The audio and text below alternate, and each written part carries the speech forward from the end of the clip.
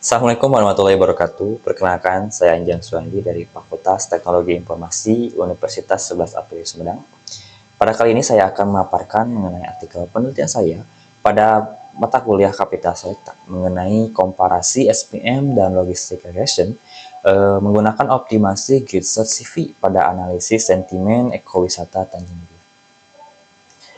Oke, selanjutnya mengapa saya mengambil penelitian? Judul penelitian ini adalah pada platform Google Maps ini tentunya menyimpan berbagai banyak pengalaman langsung dari pengunjung wisatawan Tanjung Priok.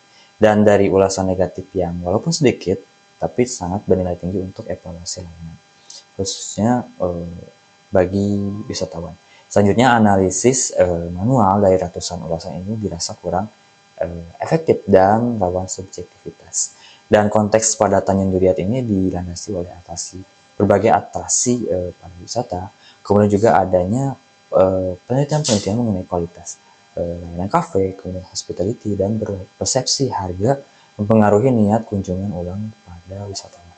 Dan tentunya juga diperlukan sebuah alat penyaring awal untuk menemukan keluhan-keluhan yang perlu ditindaklanjuti oleh pihak pengelola. Dan tujuan dari penelitian saya ini adalah untuk membandingkan antara SPM dan Logistic Regression melalui uji baseline dan model hasil data CV. Dan tentunya dilanjutkan untuk menentukan model yang lebih stabil antara SPM dan Logistic Regression. Selanjutnya, metode penelitian di sini saya menggunakan KDD dengan struktur utama berikut. Pertama, diawali oleh akuisisi ulasan pada platform melalui web scraping platform Google Maps, dan tentunya diikuti oleh pelabelan berbasis rating. Selanjutnya, tahapan pra-pemrosesan melalui cleansing, data scaffolding, tokenizing, stop word removal, kemudian streaming sastrawi. Dan di langkah selanjutnya adalah extractive feature TF-IDF yang menghasilkan matriks 388 dikali 591 bit di uji selanjutnya yang akan kita jelaskan. Kemudian juga ada pemodelan baseline dan optimasi grid search CV, dan diakhiri oleh evaluasi model, menguji kestabilan dan ekstraksi tema keluhan apa yang kita temukan dari hasil uji yang telah kita lakukan.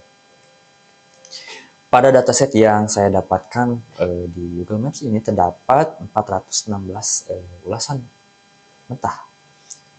Tentunya dilakukan aturan pelabelan pada rating 4 sampai 5 itu kita segmentasikan sebagai positif. Kemudian pada rating 1 sampai 2 itu kita segmentasikan sebagai negatif. Dan untuk rating 3 itu kita keluarkan karena kita anggap itu sebuah rating netral. Kemudian dari aturan pelabelan tersebut kita dapatkan data final sekitar 388 data. Dan dari data tersebut kita dapatkan perbandingan rasio kelas itu di 15:1. 15 itu untuk ulasan positif dan 1 itu untuk ulasan negatif. Yang kita tahu bahwa ini adalah cukup tidak seimbang untuk data uji. Dan dari ketidakseimbangan ini munculnya beberapa masalah, diantaranya setelah kita dapatkan pada grafik juga, di mana kelas negatif ini hanya 24 ulasan dibandingkan dengan kelas mayoritas itu positif di 300 lebih. Kemudian juga menyebabkan akurasi tinggi ini dapat menipu hasil dari uji kita selanjutnya, dan menyebabkan model default itu cenderung mengikuti kelas mayoritas atau positif, sehingga mengabaikan ulasan negatif. Dan tentunya ini menjadi tantangan utama ya dengan kelas negatif yang relatif kecil. Nah, pada skenario untuk mengatasi tersebut, saya melakukan dua skenario. Yang pertama itu baseline atau default, di mana SPM dan LR ini kita setting di default tanpa pembolotan kelas, dan data split tetap ada pada standar di 80:20. Dan pada skenario kedua kita lakukan optimasi menggunakan grid search CV ditambah dengan fivefold CV. Kemudian juga class weight, tambahkan juga class weight agar lebih balance.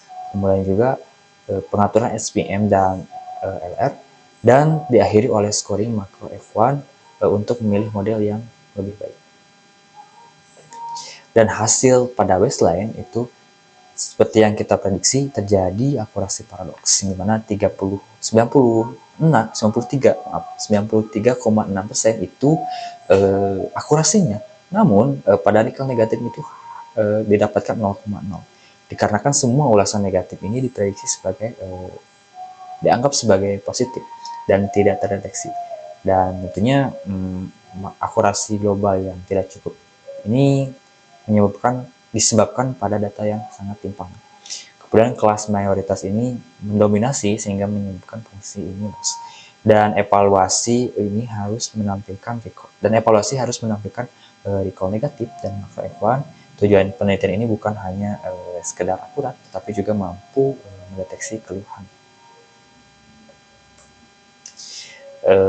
Selanjutnya pada hasil optimasi di data uji menggunakan grid CV dan class weight untuk mengenali kelas negatif, dan ringkasan hasilnya ini kita dapatkan sekitar 60% recall negatif pada SPM dan 80% itu recall negatif dari logistic regression. Dan tentunya SPM ini unggul pada makro F1-nya. Data uji tunggal itu sekitar 0,786 dibandingkan dengan logistic regression di 0,762.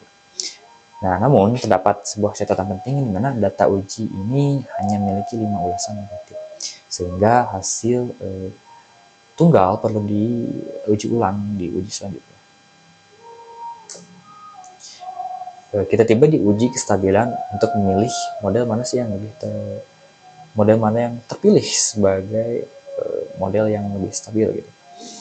Dan hasil akhir yang kita dapatkan adalah model akhir di logistic regression ditambah dengan optimasi GSA-CV, yang dimana dengan nilai makro itu di 0,75 dan recall negatif ini di angka 61,7%, sehingga nilai ini dibandingkan dengan SPM itu lebih stabil. Dan kemudian logistic regression ini dipilih karena variasinya lebih baik pada 25 evaluasi fold. Dan tentunya kesimpulan ini itu berlaku pada dataset yang saya miliki saat ini saja. Kemudian juga temuan keluhan yang dapat saya temukan diantaranya dapat kita segmentasikan.